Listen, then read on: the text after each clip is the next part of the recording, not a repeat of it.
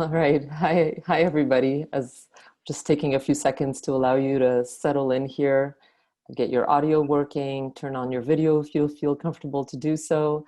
My name is Anna, and I just want to welcome you on behalf of all of us at Force behind the scenes here for today's presentation and conversation on the creative projects for SICK problems. Today, you'll hear from 3 of the students who took part in the SICK, which stands for Social Innovation Through Creative Knowing course this past summer, which was co-taught by Janice Dembotos, who's here with us today, and Satoshi Ikeda, who ran the yesterday's session. And if you're interested in seeing what happened yesterday, we have a recording of it that'll be going up on our website, concordia.ca/4, probably by tomorrow. And it's also on Facebook. I'll let the organizers contextualize the event further for today, but I just wanted to make a quick note about this meeting style. So we're running this event meeting style, as those of you who were with us yesterday are now familiar with, instead of webinar style, with the intent for you to connect and to dialogue and interact in all of the ways that Zoom allows for, using video, audio, and text, perhaps encouraging this feeling that you're all sitting around the table together. Having said that, if you do prefer to keep your video muted, please do so. And we also encourage you to keep your audio muted while someone else is speaking throughout the session. And for those of you who are following along on Facebook, hello, welcome. Feel free to share comments there, and we'll be sure to relay them back to our moderator, Rachel, here. And on that note, it's my pleasure to pass the floor over to you, Rachel. Welcome. Thank you, Anna, and thank you to Fortspace for welcoming us today in their virtual space. And thank you to everyone being with us this afternoon. So today I'm going to be the moderator for this session. My name is Rachel Cheney. I work as the Archives Network Coordinator. In the context of this class, I was helping with the logistics and some technical facilitation, a bit like I'll be doing today. So I will be taking speaking turns once we enter the public conversation portion. In the meantime, you will be hearing 3 presentations. I will, in a moment, read bios of the presenters who you will be hearing from this afternoon. I keep saying morning, I'm so sorry. So first you will be hearing from one of the course instructors, Dr. Janice Dembotos, who is an associate professor in the Faculty of Fine Arts at Concordia University. For the last 3 decades, she has been building a public practice of art therapy and fostering social inclusion and sustainability through the creative arts. In 2010, she founded the Art Hives, an open source concept and network of community art studios now spanning the globe with over 200 locations, and which headquarters are located at Concordia University. She is the principal investigator of the FRQ-funded Engage Living Lab research project, which is tackling social isolation in seniors, as well as of several other research projects, studying public practice scent play therapy, social prescription, and the effects of public practice art therapy on depression. You will then be hearing from Hamid Ayub, who is currently a master's student in the Creative Arts Therapies program at Concordia University, and before which he completed a BFA with a specialization in textile design in his home country of Sudan. As a professional painter, he has exhibited his work internationally and taught painting at the Ottawa School of Art. He has extensive experience as an outreach worker with at-risk youth, and in 2019, he received an award from the Ambassador of Sudan for his presentation, Public Art Therapy in Sudan, Urban Youth at Risk and with Mental Health Challenges, as part of the Rethinking Africa's Urban Futures Conference. He currently works as a facilitator at the Concordia University Art Hives. Then you will be hearing from Frederick Mariamo and Mohammed Abdul Reza Zadeh, who are working as a team and presenting today as a team. So Frederick Mariamo is an undergraduate student at Concordia University, pursuing a major in psychology and a minor in diversity and the contemporary world. She has extensive experience in community engagement with seniors, active listening, and volunteering in psychology researchers. She works as a research assistant with ELDER, the Engage Living Lab Digital Era Response, and is involved as a board member of Concordia's Mindfulness on the Go project. Mohammad Abdulreza Zadeh is an Indie PhD student at Concordia University in design. He investigates the potential of design education for developing community university industry partnerships. His curiosity about the social responsibility of design grew in volunteer working with local and international NGOs in Iran. He believes that community-based design is an inevitable aspect of a democratic society. He is a member of the Concordia University Research Chair in Integrated Design, Ecology, and Sustainability for the Built Environment, and works as a research assistant on multiple Concordia Community University projects, including Bâtiment 7 and Elder, the Engaged Living Lab Digital Era Response. So let's hear first from Janice. I want to remind the presenters that they each have 10 minutes. In the case of Fred and Mo, you have 10 minutes together to share together. Each presenter will have 10 minutes. I will give you a 2-minute warning. I will give you a little sign like this to tell you that you have 2 minutes left. And when your time is up, I will do a T like that to tell you that the time is up. So please try to look at me if you remember, if you can think of it. So let's start with hearing from Janice. I will take a moment to share her PowerPoint presentation with you. Just 1 second. Janice, you can start speaking as I do that. Yes, thank you, Rachel. Thank you, Anna and Douglas, hidden back there. Really appreciate this opportunity to bring the course that Satoshi and I designed and then taught into a fruition stage of reflection and sharing it with the public. This was a deliverable that we knew we wanted to do at the beginning, but as the course was designed to do it in person, we had to revamp everything, and fortunately, Space was still there for us to bring it to you through an online methodology. We're all like in great learning mode right now. So yeah, I'm going to continue a little bit of where Satoshi was heading, I guess. It was really nice to hear the presentations yesterday, and also to hear the takeaways that that Satoshi had. You know, this course, it was a very privileged course. Rachel, can you go on to slide mode? It was a privileged opportunity to teach this course with a co-facilitator and with incredible crew to help manage it. And I've listed everyone in my first slide here. But first of all, SICK was the title and an acronym for Social Innovation Through Creative Knowing. And our topic just became so much more relevant as we launched into this pandemic. So we really wanted to make it happen, though my work and Satoshi's is all very much hands-on. We work a lot with students in environments outside the university, so it was really a challenge. But just to show you that we had so much support, I had a TA, was so happy to have Nina, course logistics with Rachel. You know, she's my right-hand person for pretty much everything I do at the university, and then technical logistics from Momo. So I just want to thank them all for the work that they provided to make this course happen. Yeah, you can go to the next one. Thank you.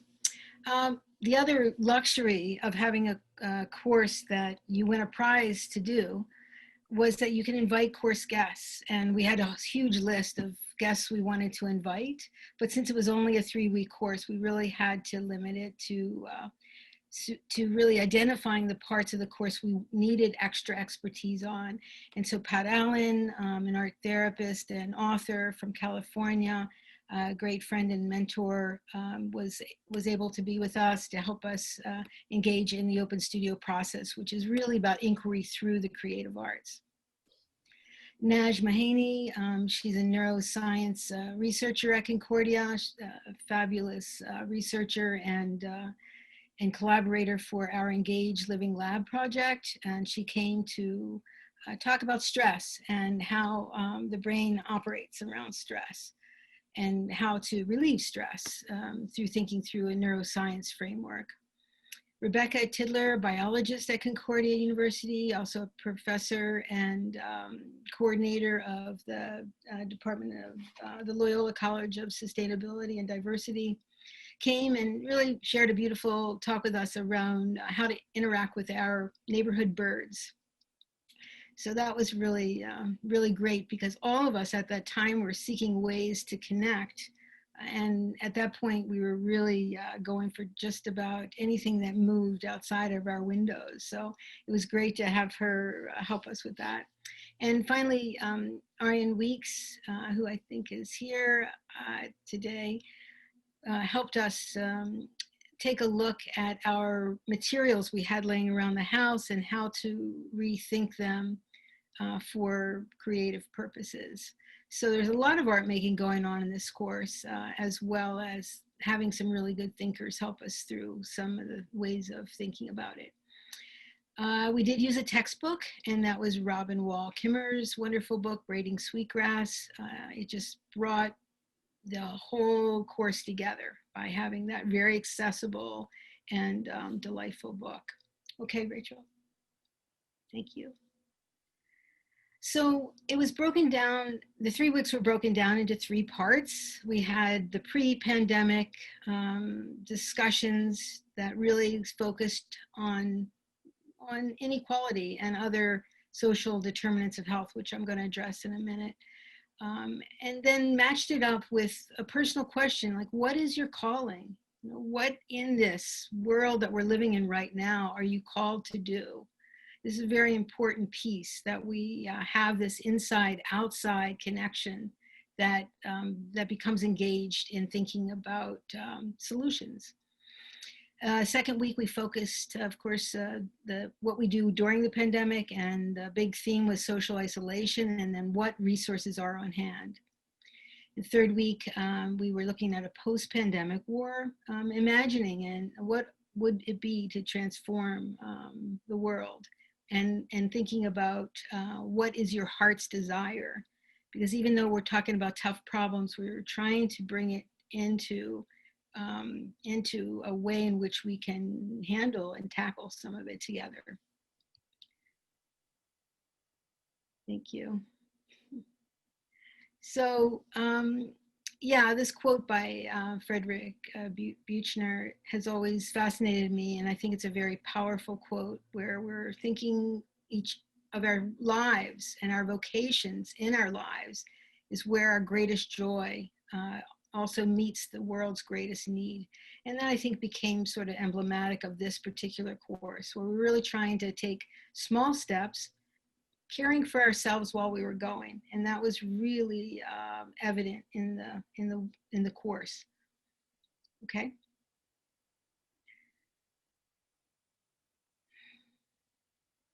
Thank you.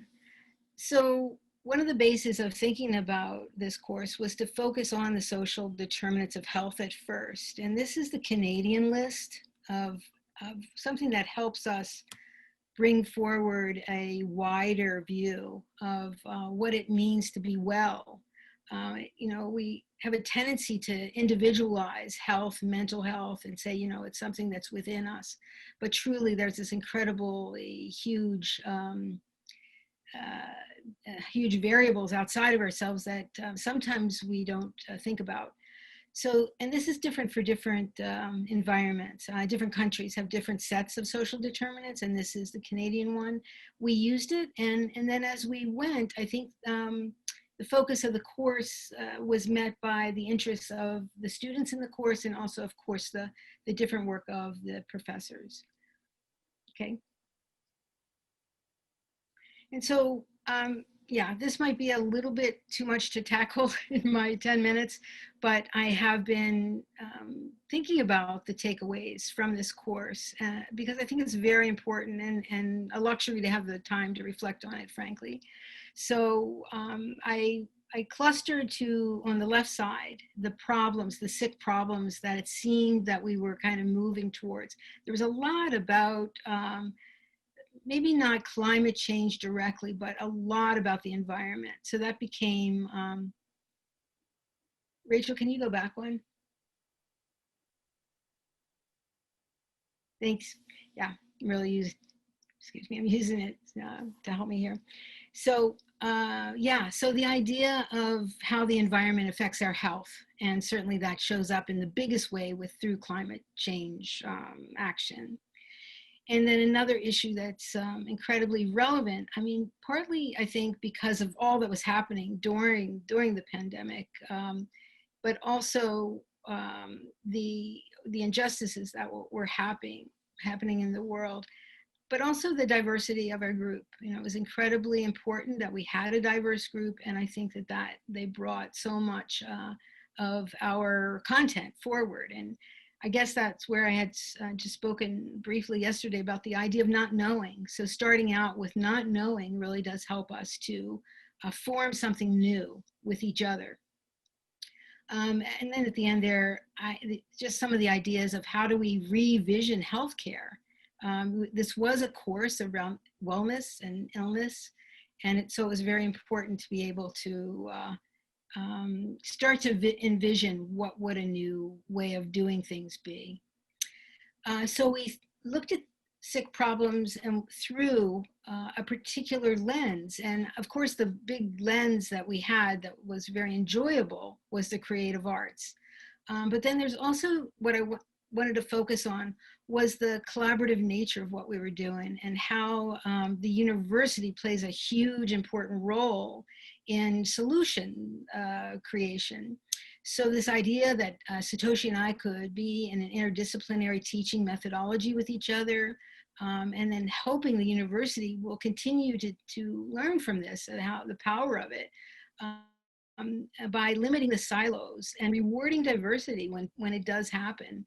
So to emphasize within the university a non-competitive type of scholarship, that the university knows they're responsible for university community shared spaces where there's a lot of interchange between the community taking leadership in those spaces. So students, community participants, and teachers together work as, they learn together, lead together, teach together, and they become co-facilitators of new ways of thinking. So our solutions, you know, we had this wonderful opportunity in this really challenging moment to learn and heal with each other, going through some pretty difficult times, and developing a mutual care through the creative arts. So we are here today to present two of those projects. Yesterday, two others were presented. You can see all these small doable solutions on our website. And today we're gonna have Hamid and Fred and Mo present their work. So I'm really excited to hear what they have to say. Thank you.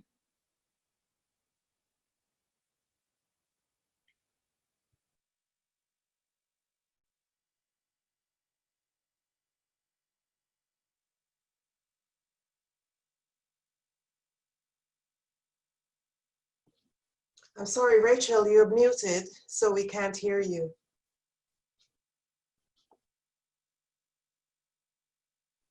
Wow, sorry about that.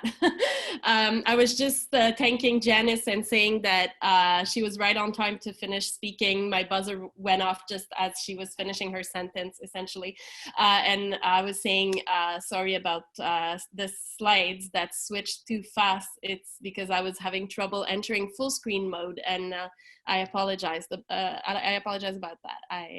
Yeah. So let's hear now from Hamid Ayub. Are you ready, Hamid? Yes, thank you very much for giving me the opportunity. And hi, everybody. I see some familiar faces and some new faces. Yes, thank you very much for this again. My presentation is based on the African culture, which is Kwanzaa. And Kwanzaa is a celebration that Maulana Korenga from United States brought it in practice in 1966. and he has 7 principles. And those 7 principles, that is what attract my attention. And because I find that it covers a lot from what we have in psychology or in daily life. But I was surprised that he put it nicely, and that just to give a voice and chance for the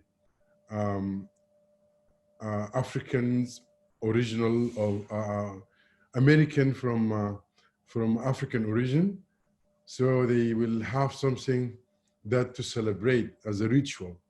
So as we need, in general, we need to bring some of our cultural or our rituals to help us cope with the situation or the daily life. So the principle of Kwanzaa brought originally from Tanzania in Africa, or in Swahili. That means Kwanzaa, that means the first fruit, or celebrating the harvest. So, and he brings this celebration just for African American to celebrate it in after the Christmas, like from 26th of December to January 1st. So, and those principles are Ujuma, that means unity, and Koja Shagalia, that means self-determination, and Ujima, that means a collective work and responsibility. And then Ujama, which is cooperative economic. And then Nia, that means purpose. And Ukumba, that means creativity. And then Imani, that is faith. So those 7 principles, each one of the principles will be celebrated one day, and they go through things that will help people to implement that kind of principles or celebration. For example, Ujuma. Ujuma is it's unity. So it helps people to unite it together, and they strengthening their community and diversity. That's celebrated in the first day.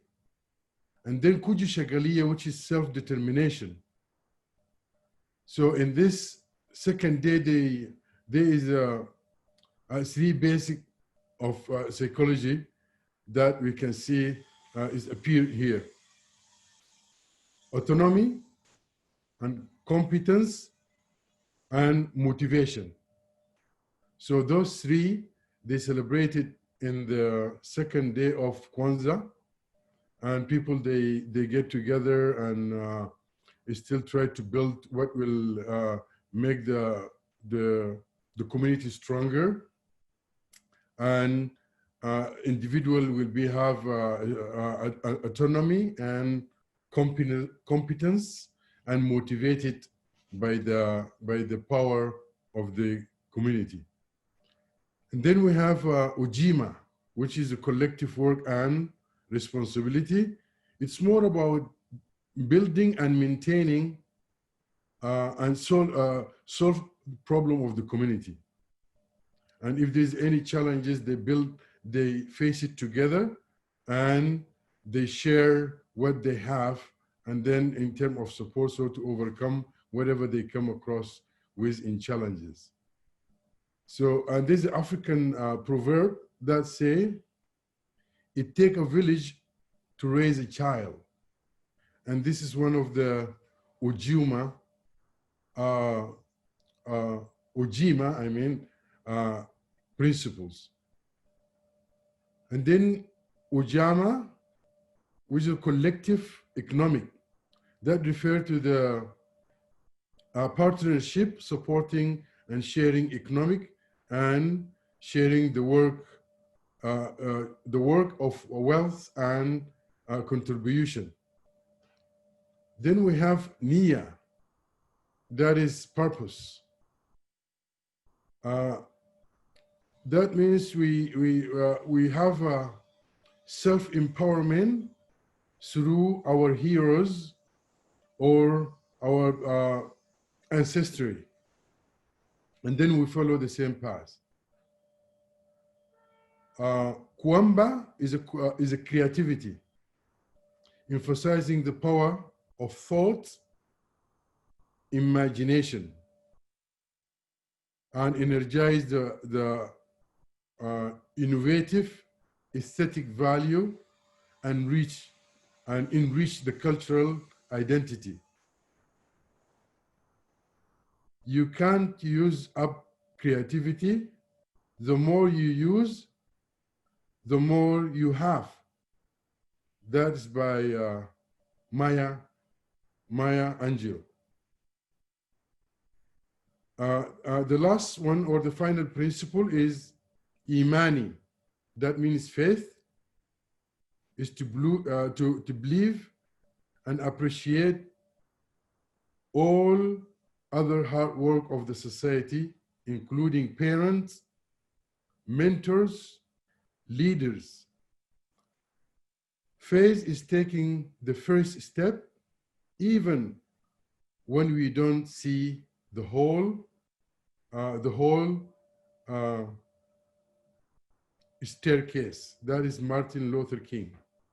So those are the 7 principles that brought by Maulana Kuringa in 1960 in North America to celebrate what we have in Africa.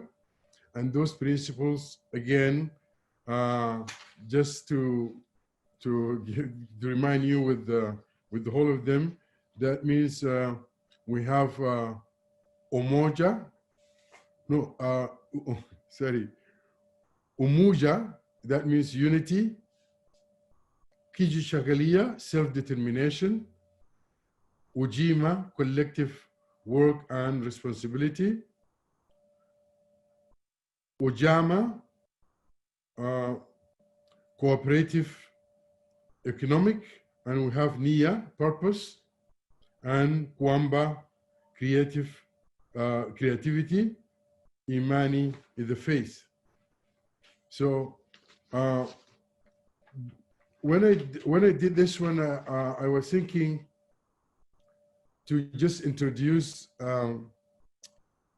those principles to what we have or what we share in the class, and to enrich some of your cultural vocabulary. Then we will have a little bit better understanding, and then we will see that we're all included, we are together on what we are doing. And I think that's what I can say for now.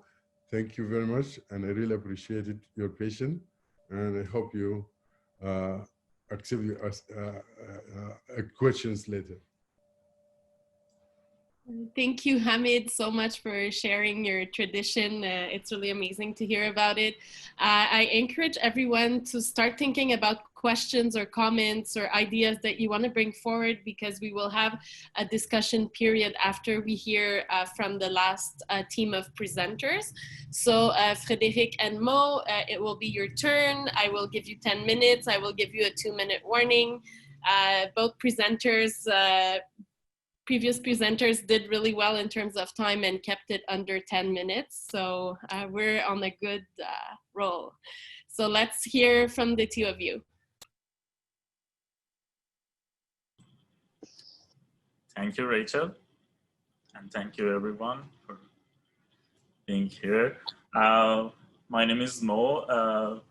Me and Fred were so happy and being engaged in the SIG class, and I truly appreciate this class, and I'm thankful of Janice and Professor Satoshi for this great class. Also, their dear colleagues Rachel, Nina, and Momo. For us, while we talked about our own experience in class, what we found in a comparison with other classes, Zoom classes we had in university, although it was so intense class, but we really enjoyed the class and we could not understand how the time passes. And our project is called Intergenerational Stories, Digital Art. And the main keywords, the main keyword we were talking about is the reflection of our outside world that we are living inside, and the kinds of tension mostly we are experiencing in this pandemic situation, and also those social tensions that we are all experiencing. On the other hand, it's a kind of inside reflection that how our everyday life is connected to that bigger system, and the kinds of foods and those things that we consume, how is connecting or disconnecting us from each other. And we are both are engaged in the Engaged Living Lab projects, and the main participants in this project are seniors, and we were thinking about this problematic of the generational gaps and our own experiences with our grandparents. So a little bit more about our project. I think the idea came about in one of the class discussions that Mo and I had afterwards. And like with COVID, I'm sure with a lot of people, like a lot of people can relate to this. With COVID, it's been hard keeping and sustaining relationships in general, but especially with older adults in our lives. And something that I had started doing is going for walks outside with my grandfather. And so we kind of just decided, oh, why don't we just illustrate that and see what might come about it. And so that's the first image that you can see on the screen. I don't know if it's easy to read for everybody. Frederick, could you try making your view full screen so it's easier to see? It'll be a little bit bigger. Sure. Thank you.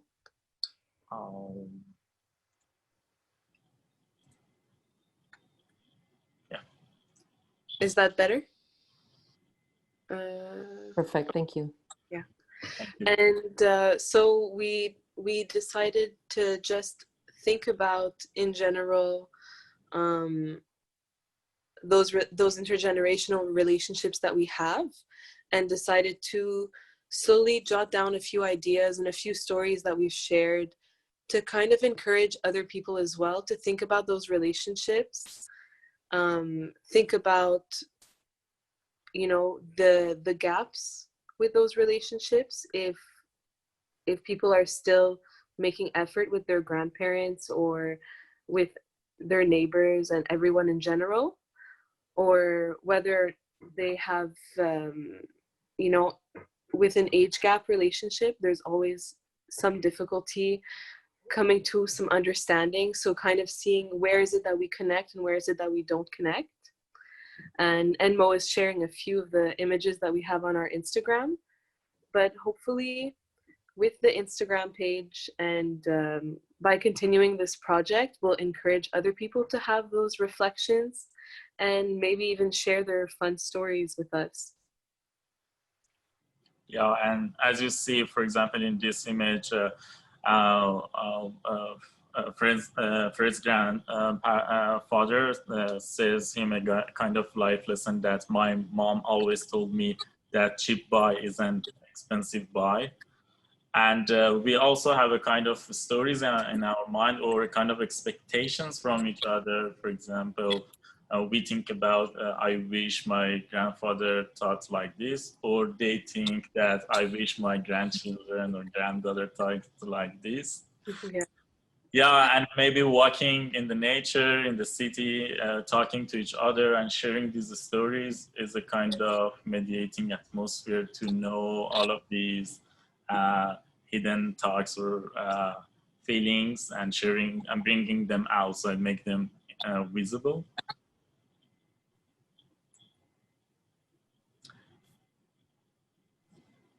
You can see the images.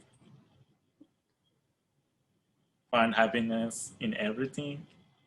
Yeah, and this is my own experience with my grandmother, that she's so lovely and also honest. Sometimes we are about 10 grandchildren, and it's a kind of cultural problem that she loves us very much, but sometimes she prefers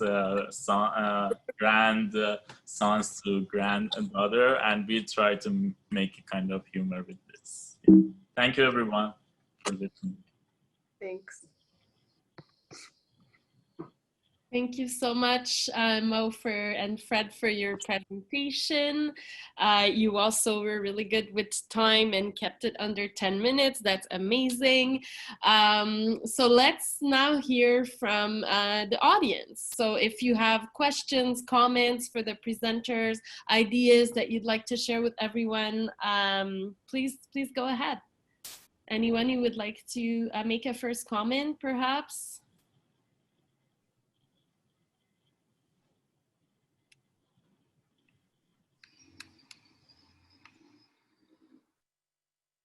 Please don't be shy. Janice, yes? Well, I just want to thank our students for presenting. That was really, really wonderful. It totally brings your projects alive when you talk about them. And want to remind people to check out the other projects as well. So it's all online. I think that, Rachel, if you can put it in the chat box, people could take a look at it. We had 25 students, and I guess 3 groups worked in pairs, but the other students, had individual projects. So it's interesting to see how these efforts came alive as a result of the course and out of the desire of the students to make some meaningful impact. I think it was quite successful.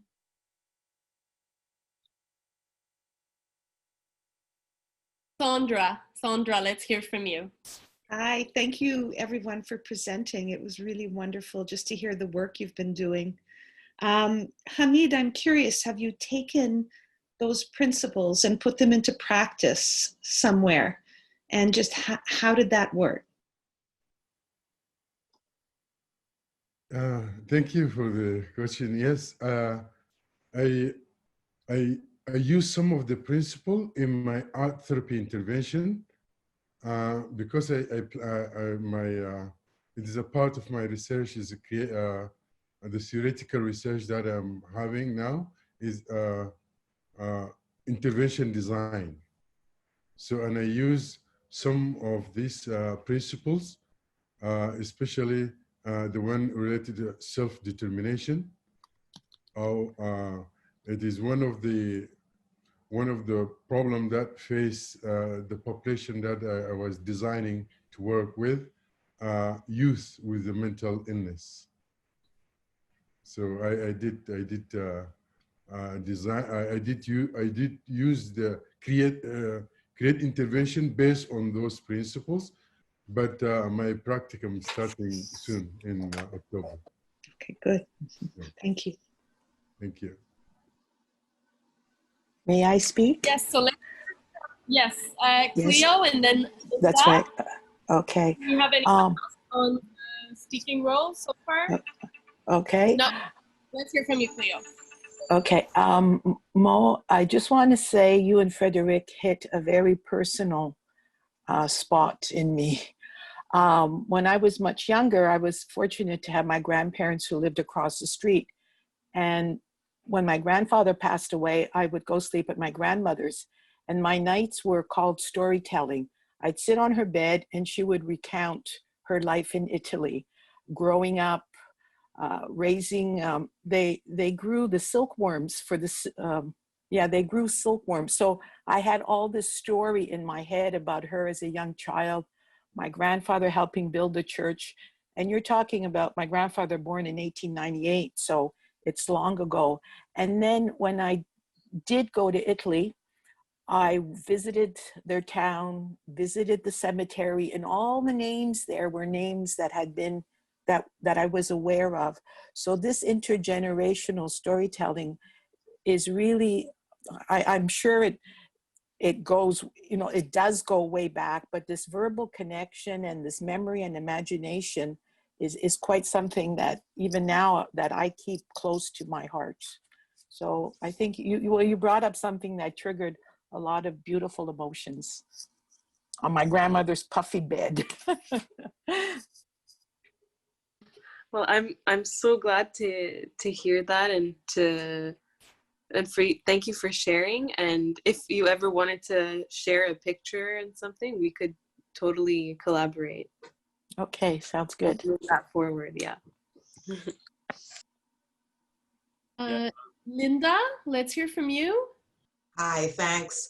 You know, I also wanted to talk about those pictures and the intergenerational storytelling.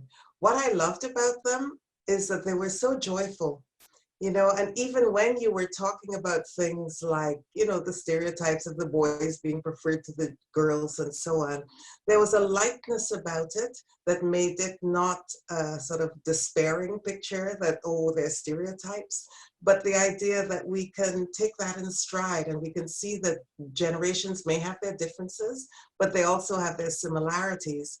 And that's something that's very powerful to work with and to keep that exchange, that conversation going.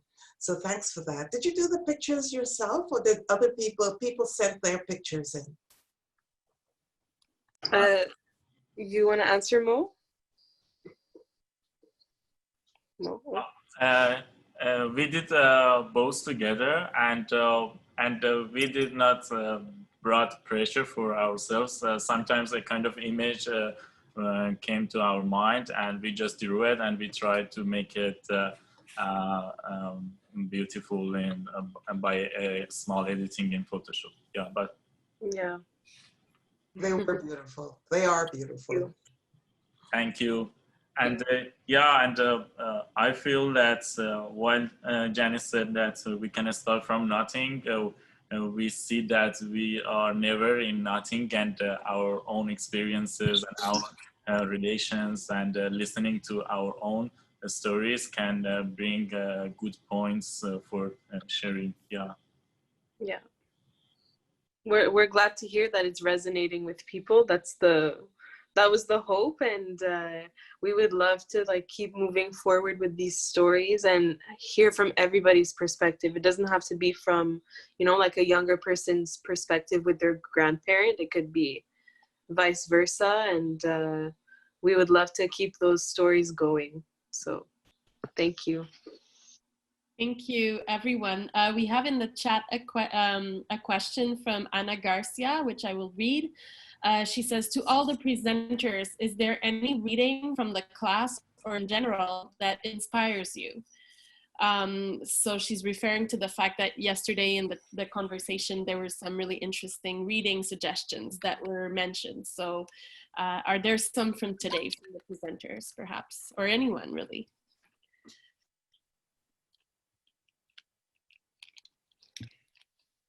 I'm sorry, I think that my, it seems like an unstable connection there for a bit. You dropped out. I'm not sure what's happening over here.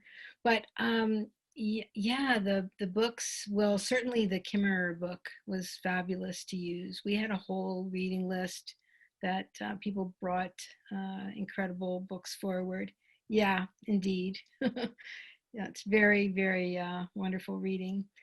I wanted to make a comment. Maybe people can think of things and jot down books in the chat. That would be really great. I wanted to get back to talk a minute about Hamid, the Kwanzaa celebration, which, you know, when I was raising my kids in New Mexico, Kwanzaa was very popular. It maybe it hit the Southwest before it's reached Canada, but I find that people here don't know it as well. But what I found was so important for our little family was that, and I think it might have been the original purpose of why the person who developed it, and I don't have his name, you had mentioned his name, was to really counteract the whole Christmas the capitalism and the consumerism that happens around Christmas time, and the spending and the worry and everyone's stress in a time when it's supposed to be really about family. And I found the Kwanzaa, lighting the Kwanzaa candles and talking about the different principles brought just a whole other layer, soulful layer of what we were missing, you know, once we, you know, talked about the birth of Christ, you know, as sort of one of the Christian methods. But I want to mention that I find that your project really reminded me of the power of ritual, and recently had that experience in my family. My husband died in April, and because of the pandemic, we haven't been able to gather as a family. And so finally, our little family did all the things we had to do to be together. And so we had a small ritual, and hopefully we'll be able to do more. But I found an incredible lightness that happened, and that, wow, this is something that I just haven't taken seriously enough. And I think that I think that's one of the things this course really reminded me, that we have to bring back and we have to pull forward, and things that and parts of ourselves we don't use. So it's not until this moment where you've had this major loss that you think about death, or you think about connections to another world. And so I really appreciate the reminder how important ritual is in our everyday lives.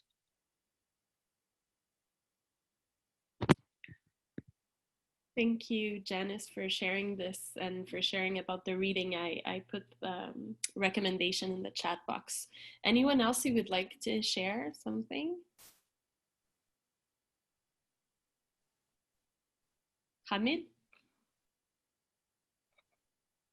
Oh, and I see Carly wants to speak as well. So can we hear from Carly, because she hasn't spoken yet? Let's hear from Carly and then from Hamid. Please. Hi, everybody. Pleasure listening this afternoon to these rich conversations and bringing up all of these things and really attuning ourselves to what Janice initially had started off saying, like this idea of calling. And then making that part of the ritual of our daily lives and our learning and our activating our own creativity, which I think really aligns so closely to igniting our human spirit and who we are as human beings innately, and why we're here as sentient, creative people. And both of the presentations today were very rich, this idea of culture and understanding it more, and how we can integrate these things into our daily lives, and these terms that are so beautiful, and really honoring these things daily through Kwanzaa and what that can mean. As well as this idea of intergenerational exchange, whether it's a grandparent or an older person in the community. As human beings, like this idea of connection and relationship are so essential. And that's how we move through things like COVID-19 and this idea of illness and vulnerability and feeling and burden. And it's so essential, so essential. So I thank you for making space for this and for us to connect, because we don't do that enough. And it's so much the foundation, I think, of why we're here. And it is a privilege to be able to have these experiences together. So thank you. Thanks, Carly. Hamid? Yes, thank you very much for giving me the opportunity again. And thank you, Janice, for mentioning your experience with Kwanzaa. And one of the things that I would just like to add, it became a little bit less practicing because the commercialization of Kwanzaa. That's why Maulana Kurenga, he's still alive. He don't want to see the Kwanzaa principle, Kwanzaa celebration turn into commercialization. So that's why he discouraged it when people, they start to use the name for advertising and putting it to attract, for example, customers to buy in this time, in this certain time. People, they just come and buy everything. They said Kwanzaa. So they have a beer and they have wine, and they have all kind of fruit and alcohol. Yes. So this is what happened.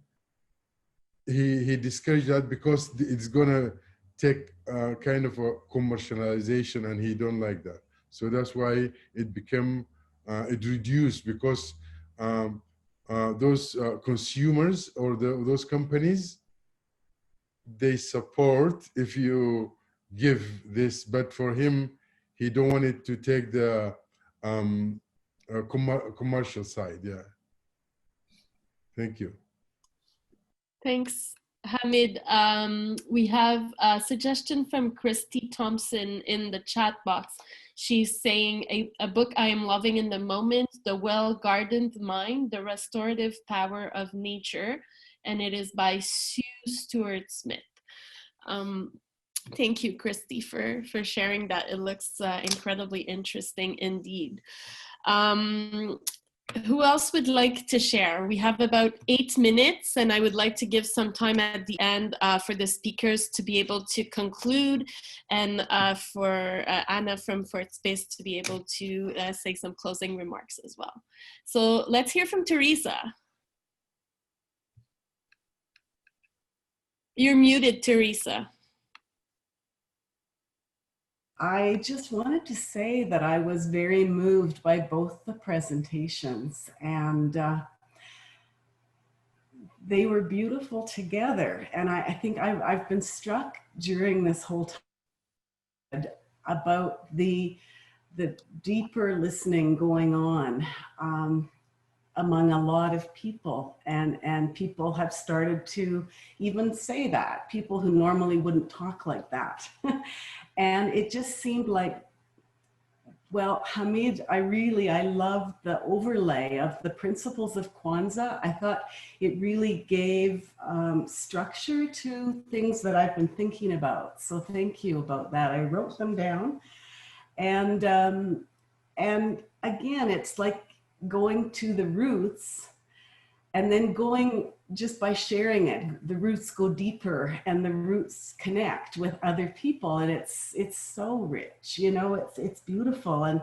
And Frederick and Mo, I had tears actually with your presentation, because it was kind of very close to me. And I love the idea of putting these drawings on Instagram, and because it's something I don't do. It's like, oh yeah, I don't do that because it's a generational thing. But what a great idea to put drawings of your grandparents' visit. And so I just, again, it's taking what's in your roots, and just by sharing it, the roots go deeper and they connect and spark other ideas. So I just want to really thank you for inviting me. This has been beautiful to attend. There. Thanks, Teresa, for joining us all the way from Alberta. And we have a few folks on here that I see are joining from other provinces and states. So it's great to have visitors from further away, thanks to the magic of Zoom. That's a really great advantage of remote work. Anyone else? We have maybe time for 2 last interventions before I hand it back to the speakers. Anyone who hasn't spoken yet might like to say something? Yes, Nusha. Hello, everyone. I wanted just to say really thank you for both of you, Hamid and Mo and Fred. It was really inspiring for me, and I was following you in the from the first day on Instagram, and I was really interested about this project, because it was very first of all it just was remembering with my family, with my grandparents, and because we are from the same country, and so it was very wonderful for me. And another thing was about project of Hamid. I found something in this project was very interesting for me, was Imani. The Imani is the same word we have in Persian, we have in Farsi, we say to faith. And it was very nice for me. It's the same thing with Kwanzaa culture and ritual. And we have it in our culture. We have Maulana, if you know about that, it's a very famous poem. And it has a lot of this word in his book, and it was very inspiring for me. Thank you, Hamid, Mo, and Fred. Thank you, Nusha, for sharing that comment. And I'd like to encourage Mo and Fred to share their Instagram link in the chat box for people to be able to follow. Earlier, I've shared the website for the class as well. So please scroll up a little bit to be able to see it. There are some really interesting projects there, over 20 of them. So please take a look when you have a moment. I'd like now to hand it back over to our speakers so that they are able to conclude with a few words if they want to. And then Anna from Fort Space will be saying goodbye.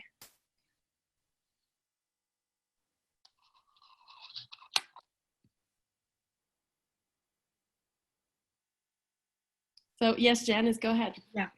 Just a last little word. Thank you all for coming. I really appreciated having an opportunity to do this. It was an amazing opportunity to have as a teacher, to work so collaboratively with so many people. I hope the university provides more opportunities like this. And just to build on what Teresa was saying, you know, this invitation, as we're still in this quite a difficult situation with the pandemic, is take that opportunity to go deeper, you know, and also wider, because truly it's the balance between this development of an inner world that's reflected in the world around us. And so trying to kind of match up this idea of action, doing and being, you know, it's that same sort of could be a duality, but really I think we're being called to pull these things together, go deeper and go wider. So thank you all for the opportunity. Thank you, Janice. Any of the other speakers want to add something? We have less than 1 minute, but in case there's something really burning in you that you'd like to express. Yes, Fred. Just very quickly, thank you so much, Teresa, for what you said, because you reminded me the power that we have when we do share our stories, and how we forget how surprising it is that we're not alone, and that everybody feels and thinks very similar to us and is looking for those connections as well. So thank you. Thank you so much, Fred. And thank you again to all the speakers. Thank you to Fort Space. And thank you, of course, to everyone for attending. We can't see everyone, but we are 24 today on this meeting. So thank you all so much for spending this hour together. And let's hear from Anna for the final word. Thanks. And thanks to you, Rachel, for working with us to create these two sessions, make them happen, invite everyone, and for being such a motivated timekeeper. I'll know who to call on next time. But really, it's been a pleasure to see you all here together.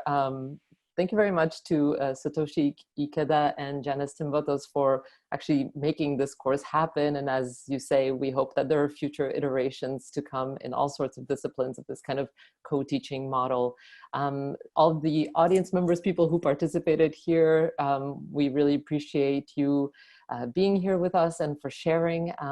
The recording of today's presentation, I'm just reminding you, will be available on our website, which is concordia.ca/4, the number 4, probably in the next couple of days. And if you're on social media, you can check it out on Facebook and other channels to connect with us, to see all of the exciting programming that we are working to make accessible to the widest possible audiences at Concordia and outside of Concordia as well. So check us out at CU4 Space, keep in touch, and we look forward to seeing you all again soon in some other capacity.